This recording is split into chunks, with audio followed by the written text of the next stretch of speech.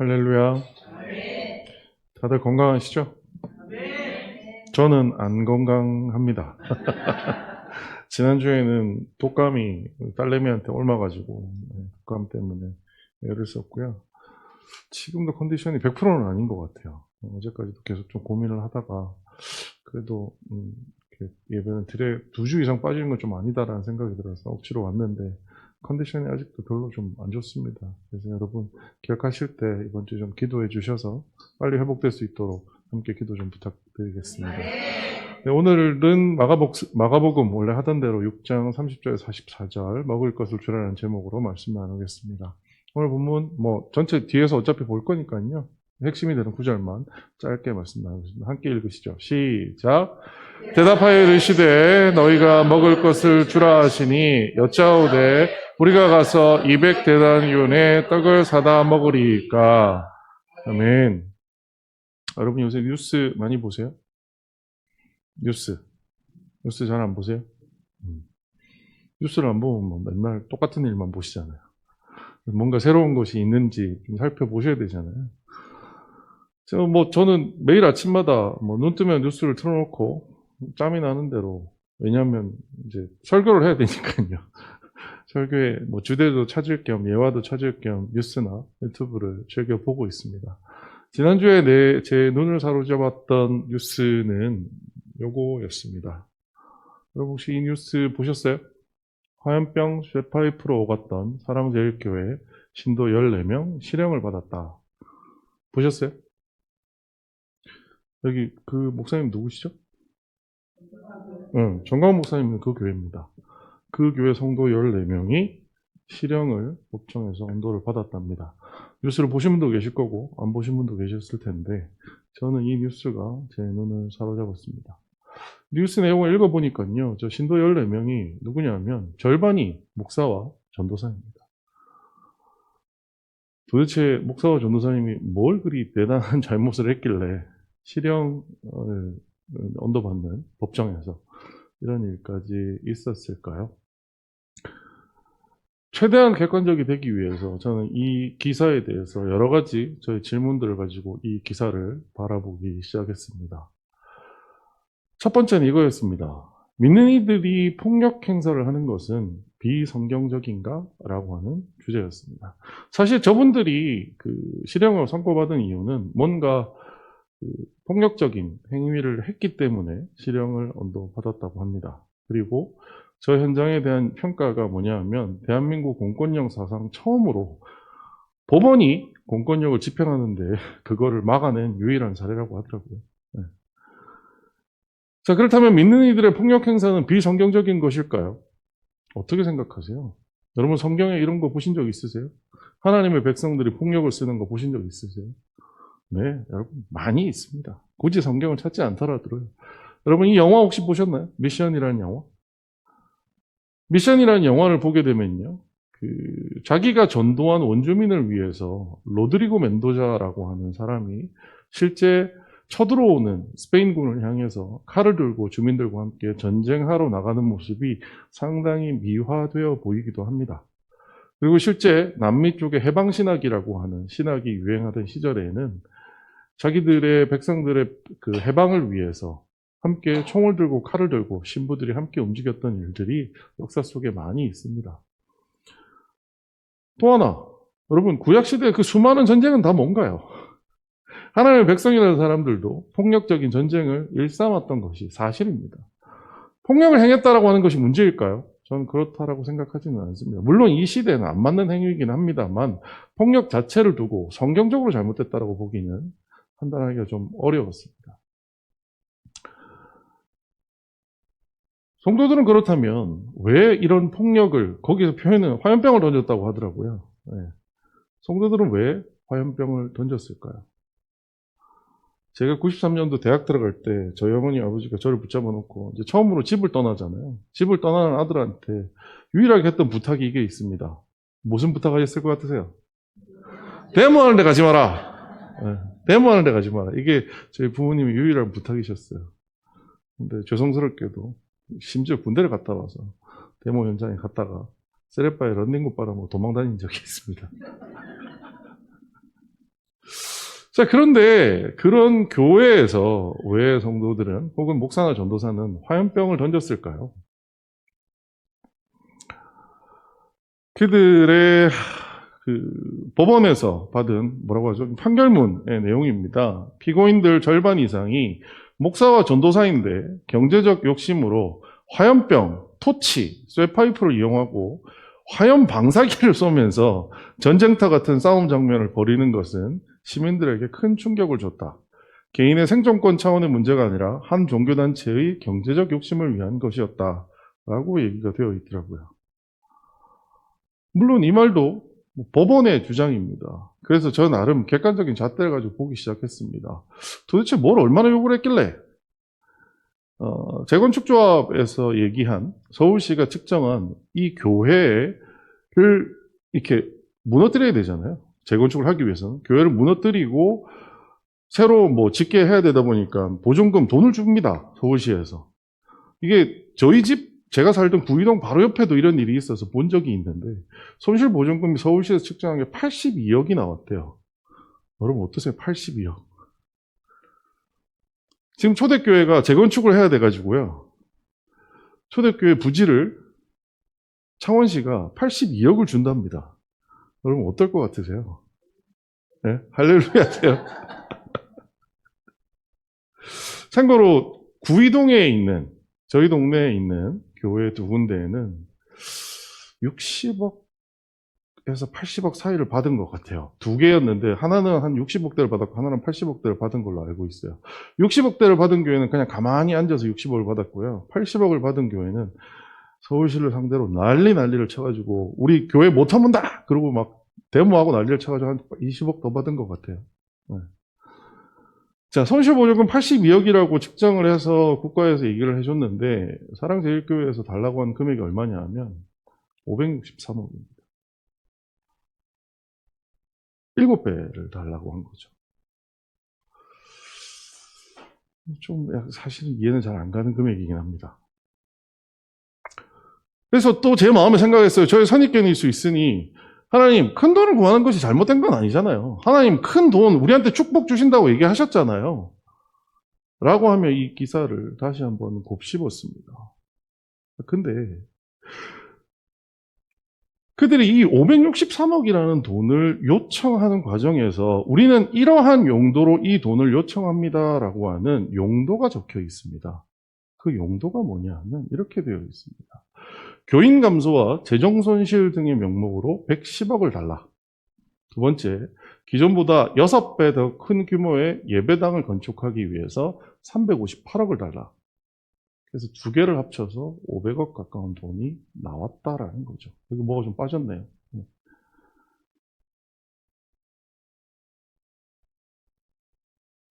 어떻게 생각하세요? 저는 이걸 보면서 뭐 예를 들어서 이웃을 사랑하기 위해서 나라에서 500억 좀 기부해 주세요 라고 했다면 아니 뭐 그거야 큰 돈 달라고 할 이유가 명분이 되죠. 교회는 그렇고 하는 곳이니까요. 근데 6배 큰 예배당을 건축하는데 358억을 주고 이곳에서 우리가 무너지기 때문에 교인이 감소하니 그것에 대해서 나라가 책임을 지고 돈을 달라라고 얘기한 게 110억입니다. 여기까지 오자 저도 제 마음에 도대체 이걸 어떻게 이해해야 될까 고민을 했습니다. 그래서 이 생각을 했어요. 여러분 큰 성전을 하나님께 달라고 얘기하는 것이 잘못된 걸까요? 어떻게 생각하세요? 큰 성전을 달라고 얘기하는 거. 제가 유치원 시절에 저는 흙으로 지은 교회에 저희 아버지가 재직을 하셨어요. 근데 저희 아버지께서 그렇게 막 다 찌그러진 흙으로 지은 그 교회가 안타까운 나머지 마산시내에서 제일 큰 교회를 짓겠다고 해서 그 당시에 제가 들은 말로는 제일 큰 교회를 지으셨어요. 그러면 그 큰 성전을 짓겠다라고 얘기한 우리 아버지의 태도도 뭔가 잘못된 거였을까요? 아니요. 저는 큰 성전을 짓고자 하는 마음도 잘못된 것은 없다라고 봅니다. 그럼 문제가 된 건 뭘까요? 저의 이건 생각이긴 합니다만, 이거는 건너가죠. 빌립보서 말씀인데 같이 한번 읽어볼까요? 시작. 아무것도 염려하지 말고 다만 모든 일에 기도와 간구로 너희 구할 것을 감사함으로 하나님께 아뢰라. 그리하면 모든 지각에 뛰어난 하나님의 평강이 그리스도 예수 안에서 너희의 마음과 생각을 지키시리라. 아멘. 아무것도 염려하지 말고 모든 일에 뭐 하라고요? 그 교회, 옛날 새롭게 마산시내에서 제일 큰 교회를 지을 때 저희 아버지와 그 교회 성도님, 여기 계신 분들도 계실 텐데 그 교회 성도님들이 쇠파이프를 들거나 토치램프를 들고 혹은 화염 방사기를 뿌리며 정부를 향해 큰 건물을 주세요! 라고 했을까요? 안 했습니다. 여러분 그 자리에 계셨던 분들 다 아실 텐데요. 그때 뭐만 하셨어요? 기도만 하셨어요. 저희 아버지한테 몇 번을 들었는데 전 계속 이게 까먹어서 그러는데 처음에 있는 돈이 뭐 한 3천 있었다나? 그런데 한 10배 되는 그 처음 가지고 계셨던 돈과 비교할 수 없는 금액의 성전을 최종적으로 건축하는 데까지 가는데 그 교회가 한 일이 뭐라고요? 기도와 간구밖에 없었다는 겁니다. 저는 그 당시에 아직도 기억나는 일이 있습니다. 제가 여러분 뭐 들으신 적도 있을 텐데, 제가 얼핏 기억하기로는 아마 공사대금을 못 주나? 그래서 공사대금을 가져셨던 분이 도망갔나? 뭐 이런 얘기를 제가 얼핏 들었어요. 저희 집에 누가 찾아오셨어요. 술이 이만큼 취해가지고. 제가 그래서 어렸을 때 제일 무서운 사람이 술 취한 사람이었어요. 우리 집에 찾아온 사람 중에서 이렇게 대놓고 큰 소리 치고 막 난리 치는 사람 본 적이 없거든요. 근데 그분을 저희 아버지가 무력으로 대처를 하셨을까요? 아니, 손 붙잡고 기도하고 어떻게든 해결해 주겠다. 그거를 몇 년을 하셔서 결국 그 큰 성전이 만들어졌다는 거죠.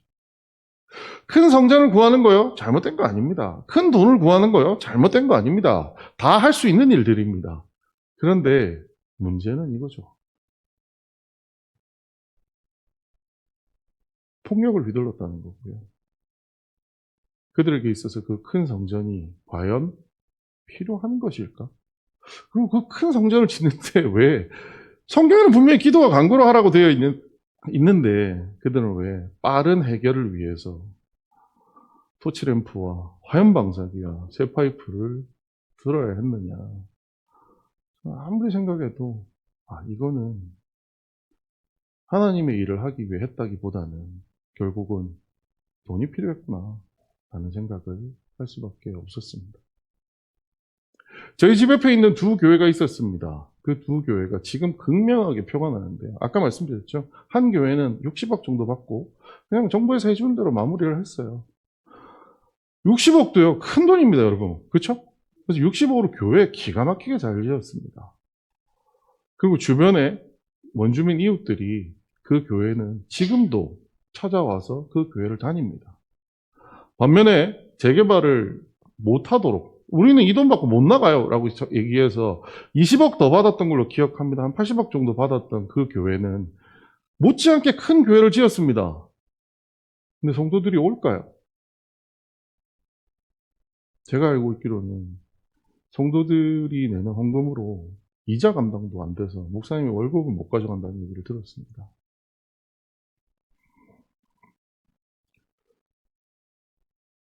어떤 것이 문제일까요? 여러분, 교회 안에 수많은 분쟁이 있는데요. 여러분, 교회 분쟁 원인의 1순위가 뭔지 아세요?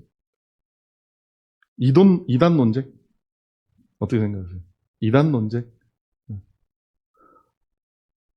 교회 분쟁 원인의 1순위가요. 돈 문제입니다. 돈 문제. 돈 문제가 무슨 문제일까요? 교회가 너무 돈이 없어가지고 막 돈을 구하려다가 막 성도들이 어디 가서 도둑질하는 것 때문에 문제가 날까요? 아닙니다. 저 돈 문제가 뭔지 아세요? 교회 돈이 너무 많아요. 그래서 그 돈 가지고 이걸 해야 될까, 저걸 해야 될까. 어떤 사람, 하지 마! 어떤 사람, 이걸 해야 돼, 저걸 해야 돼. 그거 가지고 싸우다가 돈 문제 난다라는 겁니다.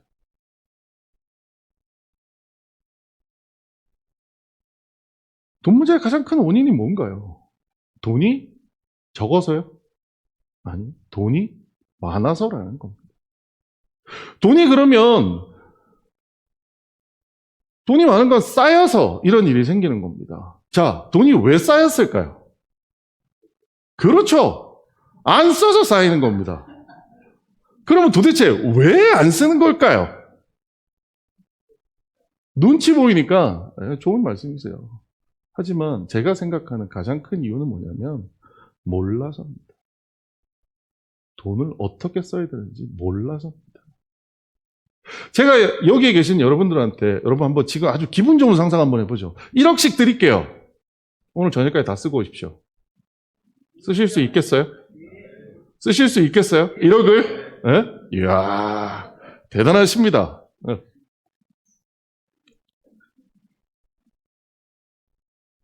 회사에서 신규 사업한다고 저한테 30억까지는 알아서 써라라고 얘기하더라고요.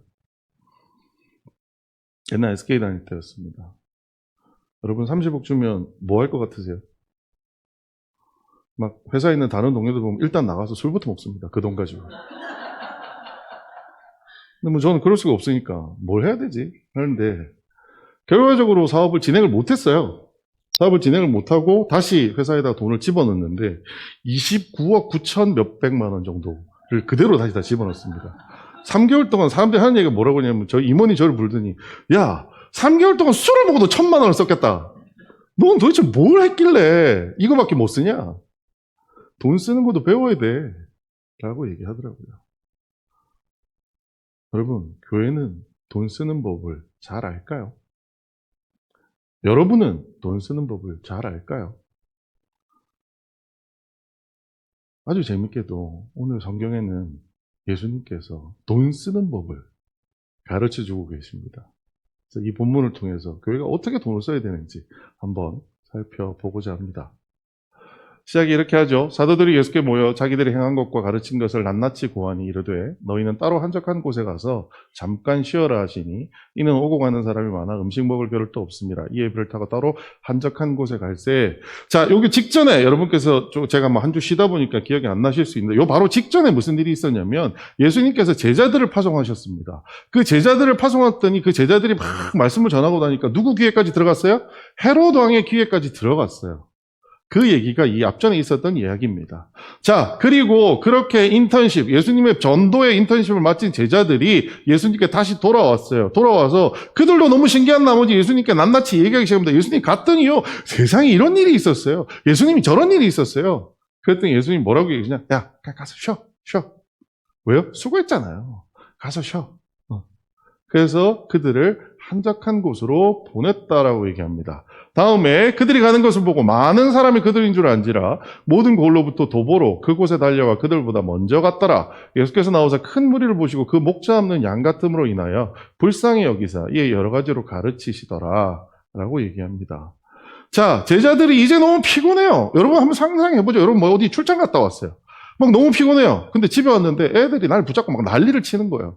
그러니까 아빠는 저 안방에 가서 쉬세요라고 엄마가 얘기를 해줬는데 애들이 기가 막히게 알고 안방에 먼저 와서 기다리고 있어요. 아빠랑 놀겠다고. 딱 그 상황입니다. 근데 예수님께서 그 큰 무리들, 많은 사람이 그렇게 했대요. 한두 명이 와서 그렇게 하는 게 아니고요. 많은 사람이 그들 보자 먼저 왔는데 그 큰 무리를 보라고 뭐라고 얘기하시느냐? 목자 없는 양 같았다라고 얘기를 합니다. 우리 이 말 많이 들어봤습니다. 목자 없는 양 같다. 뭐 부모 없는 자식 같다. 뭐 이런 얘기들이잖아요. 저는 너무 쉽게 이 얘기에 대해서 이해를 했는데 예수님은 그 많은 사람을 보면서 목자 없는 양 같다라고 표현하신 거예요. 근데 이 목자 없는 양이라는 표현이 그냥 그 당시에 쓰던 속담 같은 게 아니고요. 성경에 나와 있는 표현입니다. 같이 한번 읽어볼까요? 시작. 그로 그들 앞에 출입하며 그들을 인도하여 출입하게 하사 여호와의 회중이 목자 없는 양과 같이 되지 않게 하옵소서. 아멘. 누구의 기도일까요? 모세의 기도입니다. 모세가 자기가 이제 마지막에 예수님께서, 하나님께서 데려간다고 얘기를 하니까 하나님, 제가 없어지면은요, 그들은 목자가 없는 양같이 됩니다. 하나님, 이제 이스라엘 백성 어떡하라고요? 라고 하는 기도의 제목의 장면입니다. 자, 그런데 여기에 목자라는 단어로 쓰였던 단어가 라아라고 하는 히브리어인데요. 이 히브리어의 뜻이 뭐냐면 먹이는 사람. 혹은 동사로 쓰게 되면 저 라라는 것 자체가 동사로도 쓰이는데요. 먹이다라는 뜻으로 사용되는 단어입니다. 목자가 뭐라고요? 먹이는 사람입니다.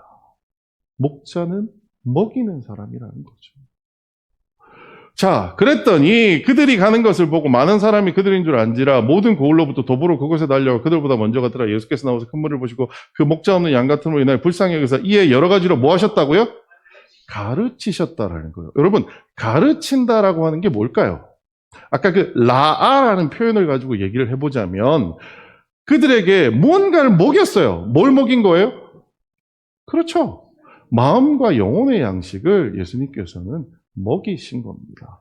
그들이 목자 없는 양같이 누가 뭐 어떤 삶의 지혜가 필요한지에 대해서 배울 데가 없으니 나라도 그들에게 무언가를 먹여서 가르쳐 줘야겠구나라고 하며 가르치고 먹이신 것이 예수님의 일이다라는 거죠. 자, 그 다음에 이렇게 나옵니다. 때가 저물어 가매 제자들이 예수께 나와 여짜오되 이곳은 빈들이요 날도 저물어 가니 무리를 보내어 두루 촌과 마을로 가서 무엇을 사 먹게 하옵소서. 대답하여 이르시되 너희가 먹을 것을 주라 하시니 여짜오되 우리가 가서 200데나리온의 떡을 사다 먹이리까 라고 얘기를 합니다. 자, 예수님께서 그 제자들을 막 가르치기 시작했어요. 백성들에 대해서 뭔가 가르침을 주면서 영혼과 마음의 양식을 제공하기 시작했습니다. 자, 그러다 보니 신나게 예수님 말씀을 듣고 있다 보니 점점 어떻게 됐어요? 시간이 지나갑니다. 제자들이 보니 조금 지나면 어떨 것 같아요? 배가 고플 것 같아요. 때가 저물어 가면 제자들이 예수께 나와 여짜오되 그런데 지금이 어디라고요? 빈들이에요. 그리고 날도 저물어 가요. 그럼 이 사람들 배고프면 어떻게 해요? 집으로 가기에는 너무 많은 길을 걸어온 겁니다. 그래서 이들이 빨리 자기 집으로 가기엔 너무 멀고요. 가까운 도성, 가까운 마을에 가서 먹을 거라도 먹고 목숨이라도 부지하게 해야 되지 않겠냐라고 예수님께 제자들이 이야기를 하는 거예요. 게다가 여러분 한번 생각해 보시죠. 제자들이 지금 어떻게 하고 왔다고요? 전도 여행을 갔다 왔어요. 한 일주일 출장 갔다 왔는데 막 애들 붙잡고 막 하니까 어떻게 하고 싶어요? 좀 쉬자. 제자들 마음은 예수님 우리도 좀 쉬어요. 이렇게 얘기한 겁니다. 그런 제자들 조금 전까지만 해도 우리가 같이 본문을 읽었지만 뭐라고 예수님께서 말씀하셨어요? 야 너희들 수고했으니 가서 뭐 하라고요? 쉬어라 라고 얘기를 하셨어요. 그런데 예수님 눈앞에 누가 나타났어요? 많은 사람들이 나타났어요. 예수님께는 그 많은 사람이 뭘로 보였어요? 목자 없는 양같이 보였어요. 그 목자 없는 양을 보자마자 예수님께서는 뭘 하셨다고요? 가르치셨어요. 뭐요? 마음의 양식을 먹이신 거예요. 그랬더니 제자들이 예수님 이제 피곤한데 우리도 좀 쉬죠? 다른 사람들 가서 밥 좀 먹고 오라고 하죠? 라고 얘기를 했더니 예수님께서 뭐라고 하시냐? 황당한 얘기를 하십니다. 뭐라고 하세요? 먹을 것을 주라.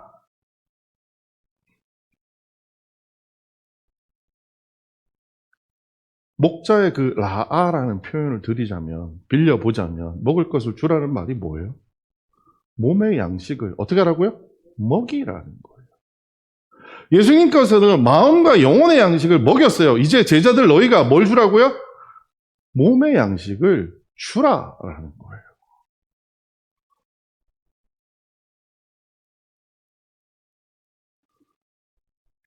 사실 그림이 잘 보이시는지 모르겠는데 구약 시대에는요. 하나님이 모세를 통해서 출애굽할 때에는 모세를 통해서 이스라엘 백성을 먹이셨습니다.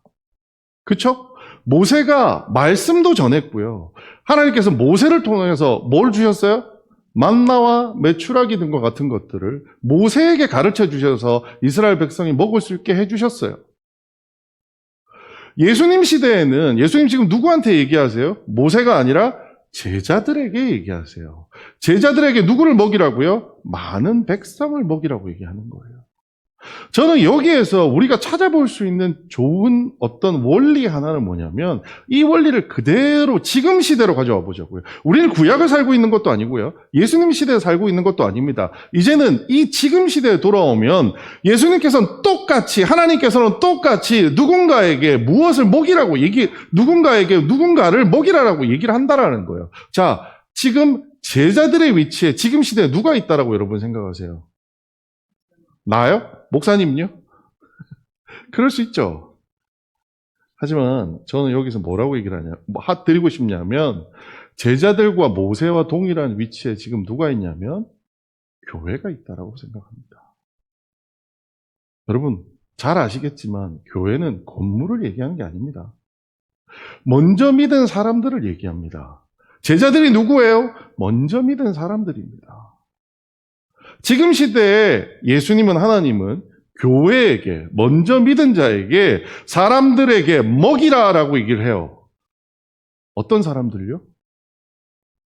예수님이 새 계명을 주면서 그 사람들의 이름을 명명해 주셨어요. 그 이름이 누구예요?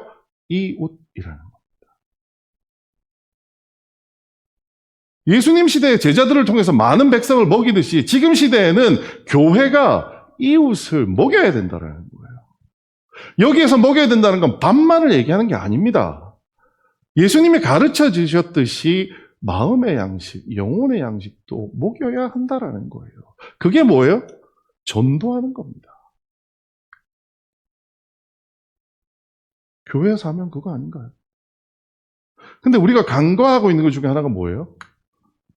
이웃을 먹이는 것 중에 몸의 양식을 먹이는 것은 우리가 간과하고 있습니다. 왜요? 교회는 마음의 양식만 주는 곳이라고 생각하거든요. 그런데 오늘 본문에서 예수님은 제자들에게 뭐라고 하세요? 야, 마음의 양식은 내가 다 줬으니 끝났어. 자, 가서 밥 먹으라 그래. 라고 얘기를 하셨나요? 아니요. 예수님 뭐라고 하셨어요? 너희들이 뭘 주라고요? 먹을 거를 주라는 거예요. 오늘 교회가 이웃에게 먹여야 되는 것은 마음의 양식만이 아닙니다.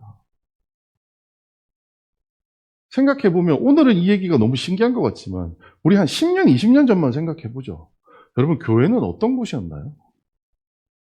대한민국의 구제사역의 40%가 담당하는 게 어딘 줄 아세요? 교회였습니다. 교회가 주변의 이웃을 먹여 살렸어요. 실제. 우리는 그게 사명이라고 생각하고 교회의 일이라고 생각하고 거기다가 먹여 살리는 일들을 했어요. 근데 시간이 지나면 지날수록 점점 이 길에서 우리는 멀어진 것이 아닌가라는 생각을 하게 됩니다. 오늘날 교회에게 물질이 주어진 이유, 하나님이 교회한테 물질을 주신 이유, 우리가 헌금을 하는 이유가 뭘까요? 이웃에게 몸과 마음의 양식을 먹이라고 하는 것이 교회에게 주어진 사명이라는 겁니다. 여러분 어떻게 생각하세요? 주일날 오셔서 복음의 말씀, 좋은 말씀 듣고 가면 되지 뭐 라고 생각하고 있지 않으세요? 그거면 됐지 뭐, 다른 게 뭐 필요해. 근데 성경에는 그것만으로는 안 된다고 되어 있습니다. 그리고 대부분의 많은 분들이 착각하시는데요. 성경에 나오는 성전이 어딘 줄 아세요? 여러분, 만민이 기도하는 집, 그 성전이 어딜 것 같으세요? 교회인가요? 여러분 성경을 정확하게 자세히 다시 한번 읽어보세요. 만민이 기도하는 집 그 성전은 시나고게, 회당입니다. 교회라는 단어는요, 단 한 번도 공간을 지칭한 적이 없습니다. 교회는 누구라고요? 사람들입니다. 성도들이 교회인 거예요. 신약 성경은 어디에도요, 크고 멋진 성전을 지으라고 얘기하지 않았습니다. 그게 예수님이, 하나님이 원하시는 거였다면 초대교회 그 사람들은, 여러분 사도행전 시작하는 부분 한번 읽어보세요. 그들이 은혜를 받자마자 뭐부터 했어요? 뭐부터 했어요? 가진 것을 서로 나누어서 과부와 고아들을 먹인 것이 그들이 제일 먼저 한 일이에요. 그들이 제일 먼저 하나님께 멋들어진 성전을 지었나요? 아니에요. 고아와 과부를 먹인 것이 초대교회, 가장 우리가 따라야 된다고 생각하는 그 교회에서 제일 먼저 한 일이라는 겁니다. 그만큼 명확하게 예수님이 우리에게 사명을 주신 게 뭐예요? 우리에게 재물을 주신 이유가 뭐예요? 먹이라는 거예요. 제발 하나님 핑계대며 멋진 교회, 하나님 핑계대며 편리한 시설, 하나님 핑계대며 좋은 환경을 만들려고 하지 말고 이웃을 먹이라고 얘기하는 것이 예수님이, 하나님이 말씀을 통해서 우리에게 해주신 말씀이라는 거죠.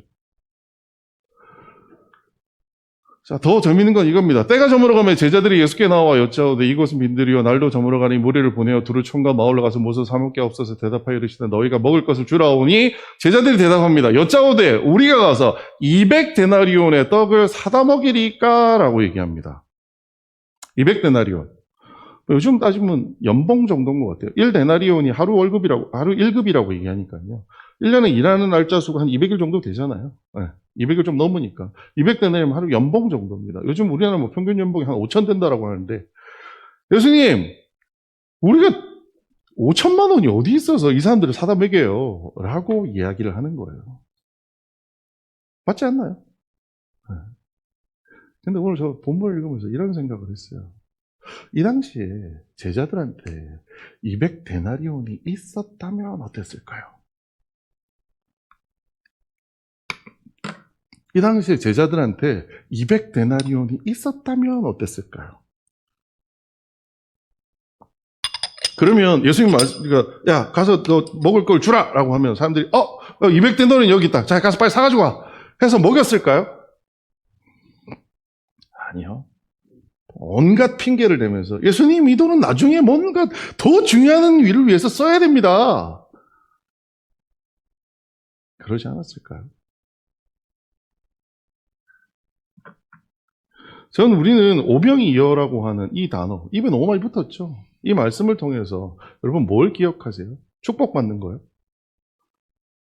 저는 오늘 이 말씀을 지난주에 내내 연구하면서 가슴을 치면서 하나님께 회개했습니다. 하나님, 오병이어가 그 뜻이 아니었네요.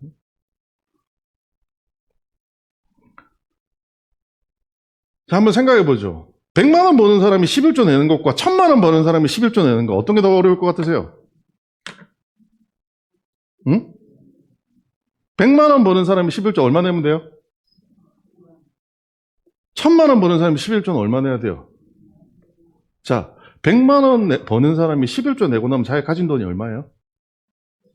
자, 1000만 원 버는 사람이 11조 내고 나면 자기가 가진 돈이 얼마예요? 누가 더 많아요? 1000만 원 번 사람이 훨씬 많잖아요. 그런데 왜 11조는 1000만 원 버는 사람 내는 게 더 힘들까요? 네? 왜 더 힘들까요?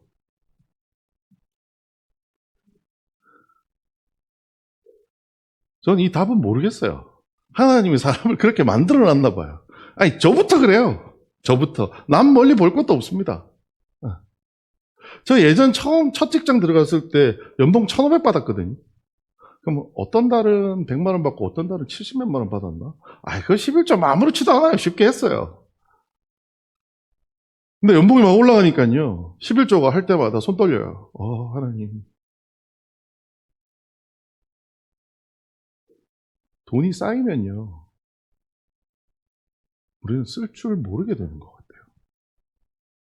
돈이 적은 돈은요. 우리가 능력이 있습니다. 작은 돈은 뭐 이 정도 내 쓸 수 있어. 근데 큰 돈은요. 돈이 커지면 커질수록 우리는 그 돈을 쓸 능력이 없어진다라는 생각을 해보게 됩니다. 그래서 예수님께서 얘기하시죠.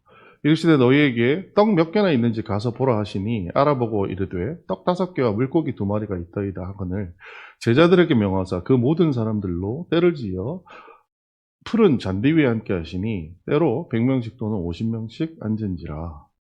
자, 200데나리온이 있어요? 정말 다행히도 제자들에게 200데나리온이 없었어요. 그러니까 예수님께 핑계댈 말이 있잖아요. 예수님 200데나리온 어디 있어요?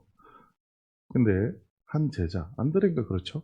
제자가 저게 뭐 어떤 도시락일까에 대한 생각을 해봅니다. 어떤 소년이 가지고 있는 도시락이다라는 얘기도 있고요. 여러 가지 설들이 있는데 저는 생각할 때 이런 것 같아요. 제자들이 지금 상황이 어때요?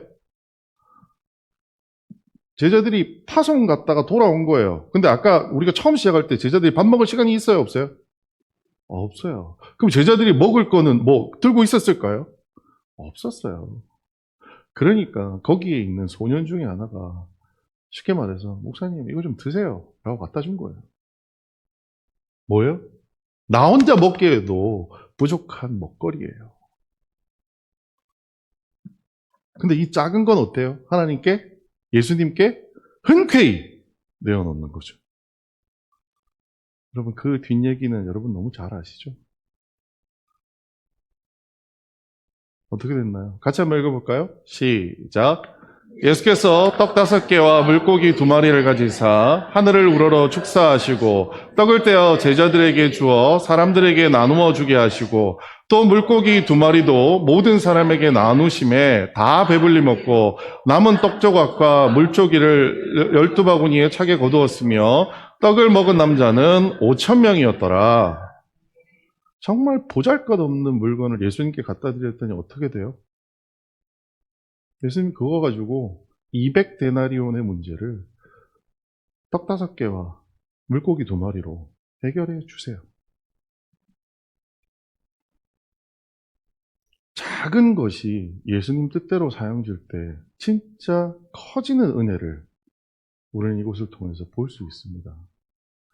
보리떡 5개와 물고기 2마리라고 얘기하는 걸 가지고 하나님 나에게 그러한 축복을 주세요라고 기도하시는 분들 많으시죠? 저도 그렇게 기도했어요. 그런데 우리 이 본문 오늘 다시 한번 가만히 생각해 보자고요. 보리떡 5개와 물고기 2마리가 뭔 줄 아세요? 여러분 생각하시기에 내가 가지기에도 이건 아직 부족한데 하나님 더 주셔야 되는데 그거 내놓으라는 거예요.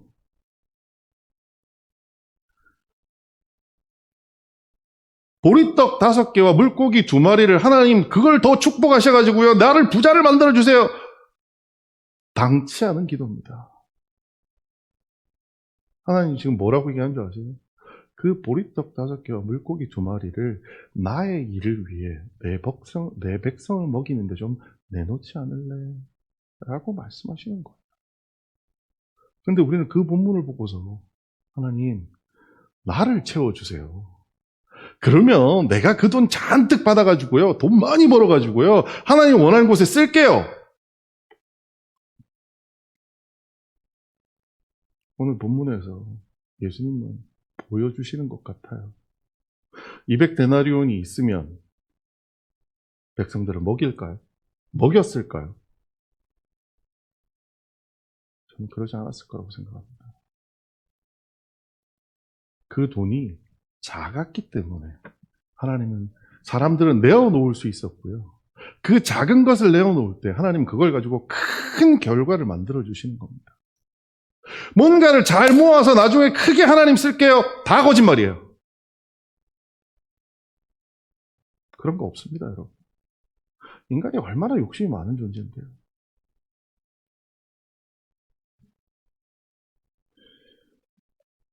제가 신대원 다니면서 여러 종류의 교회들을 탐방을 다닌 적이 있습니다.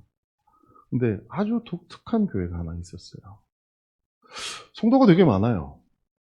그래서 저는 이 교회도 목사님의 어떤 설교의 말씀에 은혜가 넘치거나 찬양이 아주 특별하거나 이런 것이 있을 거라고 기대하고 그 교회를 4주간 방문했습니다. 충격적이었어요. 예배를요, 주일날 오후까지 드립니다. 그런데요, 천장이 요 높이보다 낮아요. 이게 뒤에 있는 거 말고요. 요것보다 낮아요. 그래서 뒤에 앉은 사람은, 그러니까 3개 층에서 예배를 드리는데, 본당은 들어갈 엄두도 못 내고요. 저는 다른 층에서 예배를 드리는데, 앞에 스크린 띄우잖아요. 스크린이 안 보여요. 여러분 어떤 생각 하시겠어요? 목사님 이걸 봐야지 그래도 예배를 드리죠.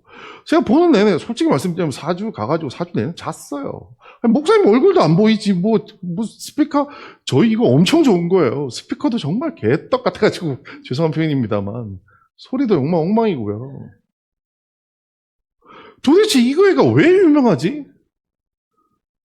그래서 저에게 이 교회를 추천해준 친구를 통해서 책을 한 권 받아서 읽게 되었습니다. 그 교회가 어디냐 하면 감자탕 교회라는, 서울 광염교회라는 교회입니다. 왜 감자탕 교회인 줄 아세요? 여기 첨탑 보이세요? 첨탑 밑에 뭐라고 적혀 있어요? 감자탕. 왜? 저 교회 상가 건물 1층에 뭐가 있었냐면 정말 유명한 감자탕집이 있었어요. 근데 교회가 첨탑을 세우고 간판을 만들었더니 감자탕집이 자기가 더 오래 있었다는 거예요. 그래서 감자탕 간판을 저 위에다 더 크게 이렇게 세워놓은 거예요. 그러니까 사람들이 보면서 저 교회 이름이 뭐라고요? 감자탕 교회라고 한 거예요. 감자탕 교회.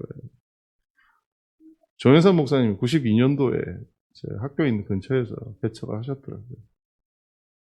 근데 이 교회가 개척하고 나서부터 굉장히 독특한 원칙을 가지고 있었습니다. 그게 뭐냐면 교회 예산의 30% 이상을 구제, 선교, 장학 사업에 쓰겠다라고 한 거죠.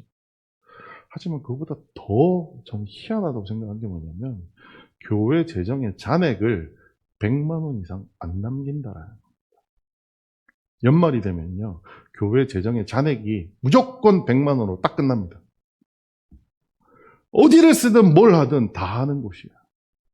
자, 성탄절, 부활절 중 연중 4차례 절기헌금을 하는데요. 이 헌금을 받으면요, 무조건 이거 교회 1푼도 안 가져와요. 전액을 다 가난한 위해서 쓴다라는 거예요. 교회 재정이라고 안 한다라는 거예요. 제가 그 책을 읽고 나서 그 교회에 다시 한번 갔습니다. 목사님의 설교가 중요하지 않아요. 목사님 설교 그렇지 않아요. 저희 솔직히 설교 잘하는 목사님 제가 얼마나 많이 하는데요. 그 목사님과 비교하면 이 목사님 설교가 그리 대단하거나 하지 않습니다. 그런데요, 성도분들의 모두 얼굴에 자부심이 있습니다. 우리 몇 년 전에 왜 지진 난 적 있죠? 어디 되게 크게 지진 난 적이 있습니다. 근데 보통 지진이 크게 글로벌에서 세계적으로 지진이 크게 나면 한국에서도 이런 이렇게 군안 구조대들을 막 보내잖아요. 근데 그들이 출발하기도 전에 이 교회에서 구조대가 갑니다. 예산이 3억이래요.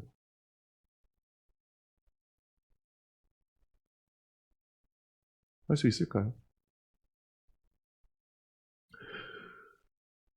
자기 교회도 없고요. 제가 가본 그 3층 있는 그 교회 건물이 참 웃긴 게, 제가 원래 다니던 온천이 있거든요. 그 온천 건물에 3층, 4층, 5층을 쓰는 겁니다. 교회 건물이 없어요. 성도가 그렇게 많고 예배를 오후까지 드리는데. 전 이분들 보면서 주보에 보면은요, 지난주 헌금 얼마 들어왔고요, 어디까지 얼마큼 나갔는지가 다 나옵니다. 주간 단위로 목표는 얼마냐? 50%입니다. 지난주에 헌금이 들어오면 그 헌금의 50%를 일주일 내에 다 소진합니다. 왠 줄 아세요? 쌓이면요, 못 씁니다. 쌓이면은, 여러분, 아까 말씀드렸잖아요. 100만 원 11조가 쉬워요? 1000만 원 11조가 쉬워요? 100만 원 11조가 쉬워요. 그들은 쌓이기 전에 이것을 이웃을 위해 사용합니다. 요즘과 같은 상황, 아직도 교회 다니니? 라는 얘기가 난무하는 시절에 아직도 이 교회에는 새 성도가 매주 줄을 이어 서게 됩니다. 이 교회가 모든 것이 좋다? 아닙니다. 이 교회도 문제가 있고요. 저도 얘기하라면 할 얘기 얼마나 많아요. 하지만 오늘 우리 본문에서 얘기했던 교회에 하나님이 물질을 주신 이유가 뭐라고요? 이웃을 먹이라는 겁니다. 이웃을 먹이는 것은 말씀을 그들에게 가르치는 것으로 끝나지 않습니다. 예수님이 직접 제자들에게 명령하셨어요. 뭐라고요? 뭘 주라고요? 먹을 것을 주라라고요. 초대교회도 꽤 많은 선교를 하고 있습니다. 초대교회도 못지않게 헌금의 많은 부분들을 선교를 통해서 우리 교회 유익위해서 쓰는 것이 아니라 많은 곳에서 복음을 전하는 분들에게 사용하고 있습니다. 하지만 우리도 다시 한번 생각해 봐야 됩니다. 모아두고 나중에 큰일을 해야지? 아니요. 그때는 하나님 뜻대로 못 씁니다. 그때는 그 재정이 뭐가 돼요? 교회 분란의 제1의 원인이 될 겁니다. 제가 오늘 여기서 돈으로 분란이 난 교회 얘기하라고 하면 한 10개쯤, 한 10시간쯤 얘기할 수 있습니다. 하도 제가 스토리를 많이 알아가지고. 그들 교회의 공통적인 특징이 하나입니다. 쌓여 있다라는 거. 왜 쌓여요? 안 쓰니까요. 왜 안 쓴다고요? 너무 안타까운 것을. 내 백성이 지식이 없어서 망한다라고 얘기했던 그 말씀처럼 돈을 쓸 줄 모르는 거예요. 돈은 언제 써야 된다고요? 쌓이기 전에 작을 때 써야 합니다. 쌓이기 전에 작을 때 써야 됩니다. 그게 하나님이 우리에게 가르쳐 주신 교회가 물질을 사용하는 방법이라는 거죠. 여러분 마음에 어떠세요? 불편하세요? 지난주 내내 이 말씀을 준비하면서 초대교회 이 말씀 드려도 될까? 좀 드시고 나서 저거 인간 저거 반동 아니야? 이런 소리를 들을까봐 내심 마음으로 많이 고민을 했습니다만 제 얘기가 아니고요. 성경에 있는 말씀이니 우리 다시 한번 생각해 봤으면 좋겠습니다. 하나님이 교회에게 물질을 주신 것은 쌓아두라고 주신 거 아닙니다. 성전을 멋지게 만들라고 주신 것도 아닙니다. 우리가 더 편리해지라고 주신 것도 아닙니다. 하나님 교회에게 물질을 주신 것은 먹이라고 주셨습니다. 그 먹이는 일에 우리가 함께 마음을 쓰며 힘쓸 수 있는 초대교회가 되기를 주님의 이름으로 부탁드리겠습니다. 기도하겠습니다. 사랑이 많으신 아버지 하나님 은혜를 감사합니다. 하나님, 교회에 있어서 제일 큰 문제가 하나님 돈이라고 하는 것을 알려주시니 감사합니다. 그리고 돈의 문제가 쌓여 있어서이고 사용하지 못해서라는 것을 알려주시니 감사합니다. 하나님, 오늘 이 본문을 통하여 우리가 무엇을 해야 될지 명확하게 알려주시니 감사합니다. 하나님, 우리가 먹이길 원합니다. 하나님, 더욱 힘써서 그들에게 하나님의 마음의 양식을 먹이기 원하옵나니 우리 입술을 열어주시옵소서. 하나님, 그것보다도 더 크게 하나님, 그들에게 직접 입에 먹을 것을 넣어주길 원하나니 하나님, 우리의 마음을 지켜주시옵소서. 하나님, 돈이 있으면 마음이 편해집니다. 하나님, 그 돈이 사라지면 미래를 생각하며 불안해지는 것이 인간입니다. 하나님, 돈이 쌓이면, 돈이 적을 때는 마음껏 쓸 수 있지만 돈이 쌓이면 쓰기 힘들어지는 것이 사람이라는 것을 알려주시니 감사합니다. 하나님, 우리에게는 200데나리온의 돈이 없습니다. 하나님, 물고기 2마리와 보리떡 5개를 하나님께 내어놓기 원하옵나니 하나님, 이걸 가지고 우리가 저들을 먹일 때 하나님께서 크게 사용하시는 그 은혜를 우리가 목도하게 될 수 있도록 주님께서 지켜주시고 함께하여 주시옵소서. 모든 말씀 예수님 이름으로 기도드렸습니다. 지금은 우리 주 예수 그리스도의 은혜와 하나님 아버지의 크신 사랑과 성령님의 감동 감화하심과 충만 역사하심이 오늘 작은 물질을 하나님 앞에 드려 크게 은혜를 보기를 원하는 초대교회 성도들 머리 위에 영원토록 함께 있을지어다.